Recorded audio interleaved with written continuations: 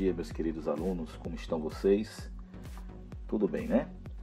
Na nossa aula de hoje de língua portuguesa, nós iremos falar sobre um assunto de análise sintática, de descrição, né, das possibilidades da língua portuguesa, e dessa vez iremos falar sobre vozes verbais,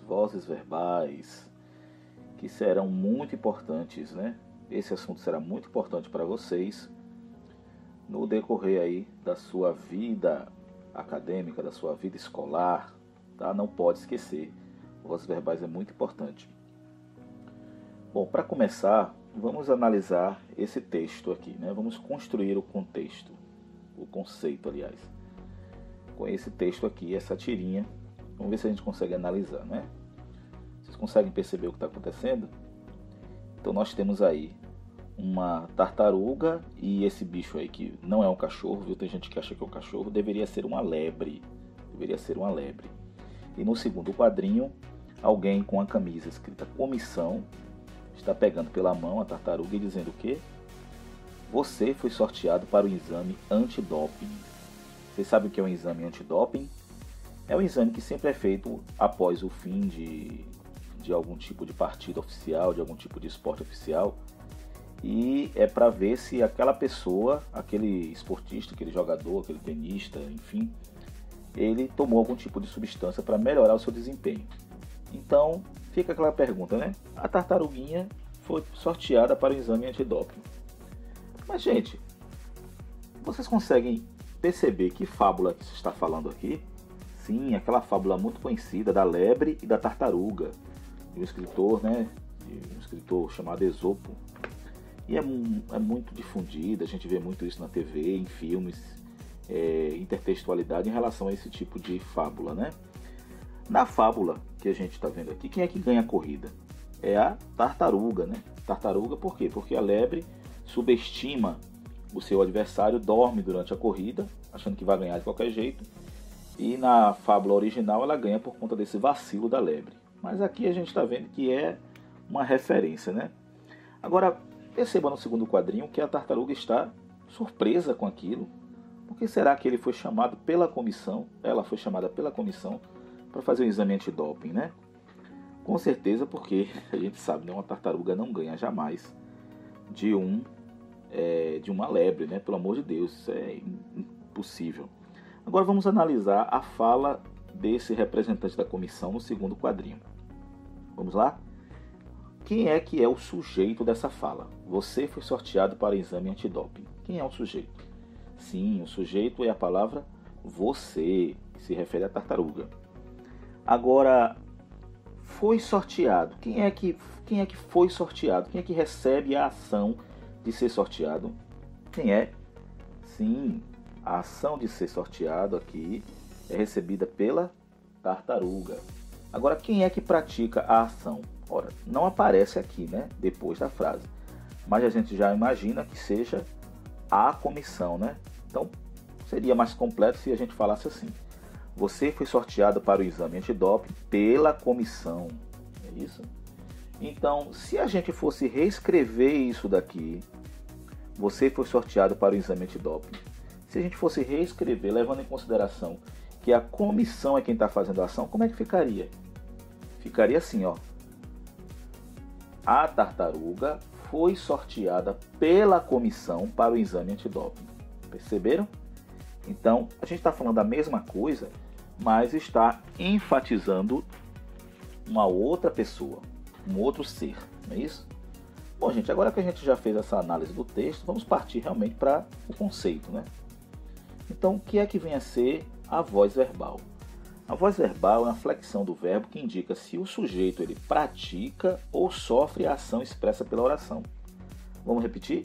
É para saber se o sujeito ele está praticando ou se ele está sofrendo a ação daquele verbo na oração. Então, quanto a isso, a gente tem três tipos de vozes verbais: a voz ativa, a voz passiva e a voz reflexiva. Vamos analisar cada uma delas, beleza? Então, a primeira voz que a gente vai analisar é a voz ativa. Olha aqui do lado essa imagem. Imagem do Sport Clube do Recife, da luta vem a vitória, né? Grande time aqui do nosso Nordeste. Então, a voz ativa acontece quando o sujeito ele é o agente, ou seja, quando ele pratica a ação verbal ou participa ativamente de um fato. Então, se o sujeito, preste bem atenção, se o sujeito ele está realizando aquela ação, ele está participando daquele fato, então o verbo está na voz ativa, beleza? Vamos lá para os exemplos. As meninas exigiram a presença da diretora. Olha, quem é o sujeito? As meninas. As meninas. Quem é que está praticando a ação de exigir? É o próprio sujeito, certo? Então, as meninas exigiram a presença da diretora. Logo, o verbo está na voz ativa. A torcida aplaudiu os jogadores. Vejam bem, aplaudiu, que é o verbo. Quem foi que aplaudiu? A torcida, que é o sujeito. Então, nesse caso aqui, a torcida está sendo ativa, está fazendo algo ativamente, ok? Por isso é que o sujeito, quem está realizando a ação do verbo, então dizemos que ele está na voz ativa. O médico cometeu um erro terrível. Quem cometeu um erro terrível? O médico. Então você percebe que quem está fazendo a ação, quem está realizando o fato é o médico. Ok, gente? Nesse caso é a torcida quem está aplaudindo os jogadores e o médico comete um erro terrível e as meninas exigem a presença da diretora. Em todos os três casos, temos voz ativa, porque é o sujeito quem faz a ação. Daí também, né? Vamos passar agora para a voz passiva. Se na voz ativa, por uma questão de inteligência, né, pessoal? Vamos lá. Se na voz ativa o sujeito ele pratica a ação, na voz passiva o que é que vai acontecer? Quando o sujeito é paciente, ou seja, ele sofre a ação verbal. Como assim, professor? Vamos entender. Na voz passiva você tem duas formas de fazê-la, certo? A primeira forma é que a gente chama de voz passiva sintética, que é quando se forma por um verbo transitivo direto, o pronome se, esse sizinho, que a gente chama de partícula passivadora, e o sujeito paciente. A gente não precisa decorar isso agora não, viu? É bom saber, mas a gente vai falar depois sobre transitividade verbal, não é assunto de hoje não. Mas lembre-se que na voz passiva sintética sempre vai ter o se. Vamos lá ver os exemplos. Entregam-se encomendas, alugam-se casas, compram-se roupas usadas. Se você prestar bem atenção, quem é que está entregando a encomenda? Quem é que está alugando a casa? Quem é que está comprando roupa usada? Então não é o sujeito, é outra pessoa, sabe? Então o sujeito é paciente, ele está só recebendo aquela ação ali. Por exemplo, né, uma placa que a gente vê muito por aí nas nossas ruas, né, de João Pessoa. Vende-se din-din. É o din-din que está se vendendo, é? Não é, gente, entendeu? Então vende-se din-din, o sujeito está recebendo a ação. E um outro exemplo, alugam-se ou aluga-se casas. Né? Isso é interessante, viu? Alugam-se quando está no plural e aluga-se quando está no singular. Então, se é só uma casa, vai ser aluga-se casa. Se é mais de uma casa, alugam-se casas. É igual din-din. Vende-se din-din, vendem-se din-dins. Então, você tem que ver se o sujeito ele está no plural ou no singular, viu? A gente vê muito por aí essas placas dizendo vende-se carros, né? Vendem-se carros, tá bom? E aí a gente tem a outra forma de voz passiva, que é a voz passiva analítica. Na voz passiva analítica, você tem um sujeito paciente, o verbo auxiliar ser ou estar, o verbo principal indicando qual é a ação, que forma a locução verbal. Lembra que a locução verbal, a gente já estudou isso antes. E o agente da passiva, que é realmente quem faz a ação. Vamos lá, vamos explicando melhor, dando exemplo, vocês entendem melhor. Olha, as encomendas foram entregues pelo próprio diretor. Perceba, o que é que foi entregue? As encomendas. Quem entregou as encomendas? O próprio diretor. Então, esse sujeito aqui, as encomendas, não é ele quem está fazendo a ação não, gente. Quem está fazendo a ação é essa parte de cá, ó, é o diretor. Quando o sujeito não está fazendo ação, ele vai estar em que voz? Voz passiva. Se você tiver os dois verbos, vai ser voz passiva analítica, certo? As casas foram alugadas pela imobiliária. De novo, né? Quem foi que alugou a casa? A imobiliária. Isso aqui não é o sujeito. A gente vai ver o que é. É o agente da passiva. As casas, que é o sujeito, elas estão recebendo a ação do verbo. Portanto, não pode ser um sujeito ativo, é um sujeito passivo. As roupas foram compradas por uma elegante senhora. O que é que foi comprada? As roupas. Aqui é o sujeito, beleza. Mas não é o sujeito quem está fazendo a ação. Quem está fazendo a ação é uma elegante senhora, que é o agente da passiva. Ok? Então, veja só que esse sistema é sempre o mesmo, gente. Não tem como você errar. Voz passiva analítica sempre vai ser assim. Vai ter o sujeito paciente, vai ter o verbo, uma locução verbal, com o verbo ser e mais o verbo principal, e depois o agente da passiva. Ok? Vamos lá, um exemplo aqui melhor para vocês verem. Tourinho foi homenageado pelo prefeito. Tourinho foi homenageado pelo prefeito. Tourinho vai ser o que aqui, gente? Sujeito paciente. Ele sofre a ação do verbo. Foi vai ser o que? O verbo auxiliar ser. Homenageado, o verbo principal no particípio. E pelo prefeito será o agente da passiva, ou quem realiza a ação do verbo. Então essa oração aqui, o verbo está na voz verbal passiva analítica. Porque, mais uma vez, o sujeito paciente sofre a ação do verbo, aí você tem o verbo ser mais o verbo auxiliar, e depois você tem o agente da passiva. Professor, não entendi não, professor. Não entendi não. Então vamos dar outro exemplo para ver se você entende. Pelo amor de Deus. Deputados são escolhidos pelos eleitores. Aí a gente vê aqui embaixo os deputados quebrando pau, quebrando cacete. Pau, cacete aqui. É a briga que tem direto lá na câmera, viu? Não se preocupe. Veja que é o mesmo esquema aqui da nossa oração. Ó. Deputados são escolhidos pelos eleitores. O sujeito, ele não está sendo o agente da ação. Ele está sendo apenas o receptor dessa ação.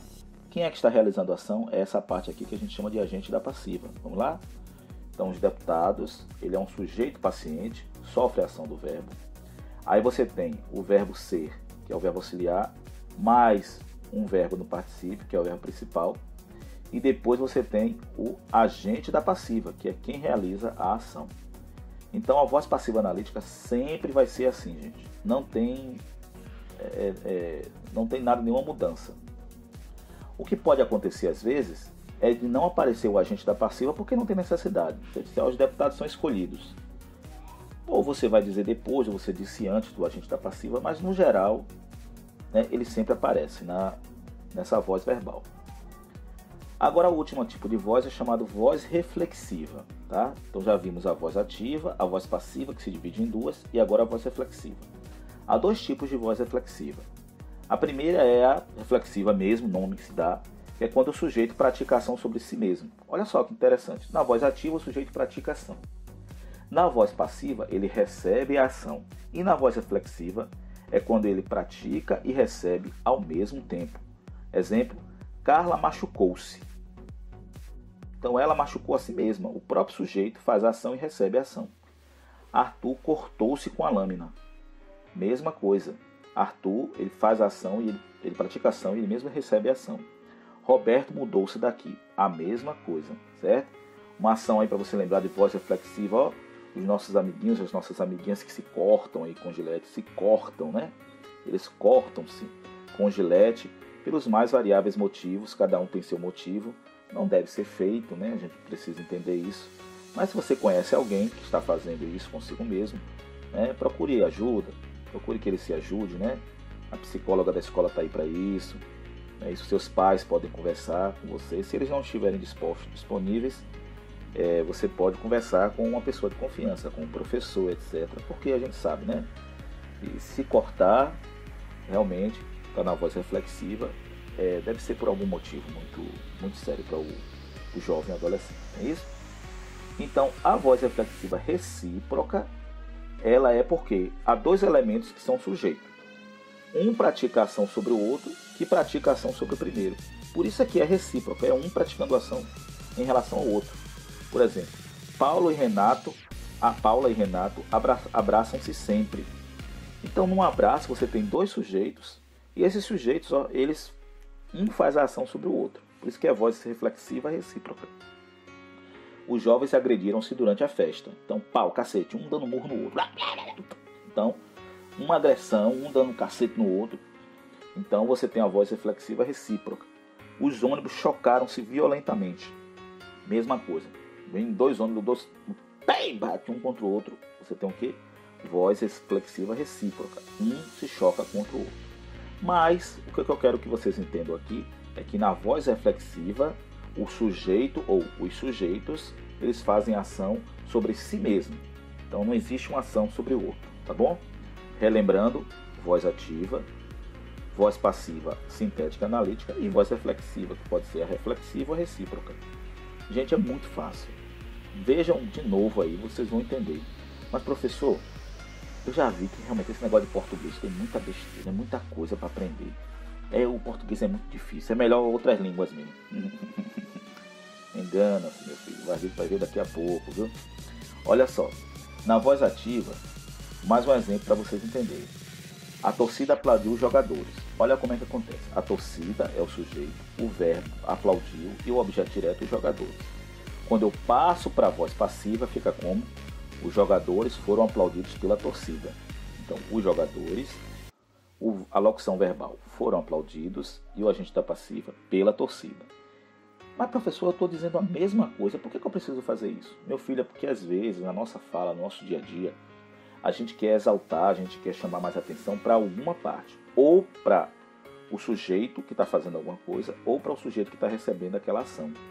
No primeiro caso mesmo, eu estou dizendo a mesma coisa nos dois casos, tá bom? Mas no primeiro caso, eu quero ressaltar a ação da torcida. E no segundo caso, eu quero ressaltar que os jogadores foram aplaudidos. Entendeu? A nossa mente funciona assim. A comunicação funciona assim. Tá bom? Aí um exemplo aí, como é que eu passo da voz ativa para a voz passiva. Na voz ativa eu tenho Carlos quebrou o copo. Então, olha o que é sujeito aqui, vem para cá, ó, e vira agente da passiva. O que é o objeto aqui, ó, vem para cá e vira o sujeito. Então, Carlos quebrou o copo foi quebrado por Carlos. O verbo quebrou, ele vira dois, ó. E é sempre assim, gente, não tem exceção. E não é complicado de entender, não. Aí você, como eu estava falando, você fica achando que no português é mais difícil e tal, mas no inglês também tem, amigos. O inglês, o espanhol, o francês, o alemão, todos os idiomas, pelo menos os que eu conheço, né, todos você vai ter construções na voz passiva, na voz ativa, na voz reflexiva. Então, por exemplo, aí, ó, Cinderella met the prince at the ball. Ball aí não é bola não, viu gente? Ball é baile, é um sinônimo para baile. Então veja só, Cinderella met the prince at the ball. É o mesmo sistema de português, ó. Quem faz a ação, doer of action, é o sujeito, action é o verbo, e receiver of action, o receptor da ação.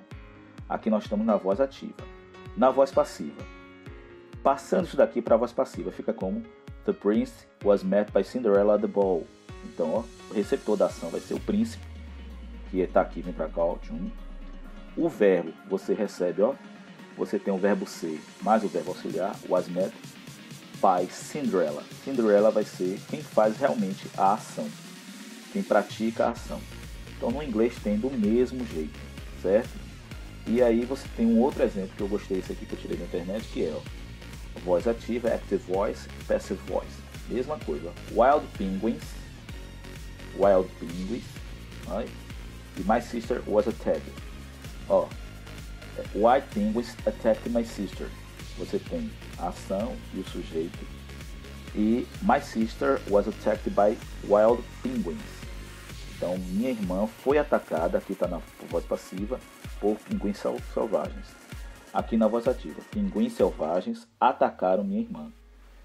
E na voz passiva, minha irmã foi atacada por pinguins selvagens. Veja aqui a mesma construção do português, tá bom? Portanto, fiquem tranquilos. Vocês aprendendo isso aqui em português, vocês vão ter mais facilidade para aprender em qualquer outro idioma do mundo, tá bom? Bom, gente, agora nós vamos fazer, né, o nosso exercício online. Eu vou deixar o link para os que são meus alunos da escola bilíngue. Então, vocês vão fazer o exercício e aquele velho esquema, né? Vamos aprendendo e vamos nos comunicando, tá bom? Eu vou deixar também um outro vídeo lá na plataforma. E esse vídeo é para vocês entenderem um pouco melhor do professor Nosler. Ele é um cara muito bacana, acho que ensina melhor até do que eu, tá bom?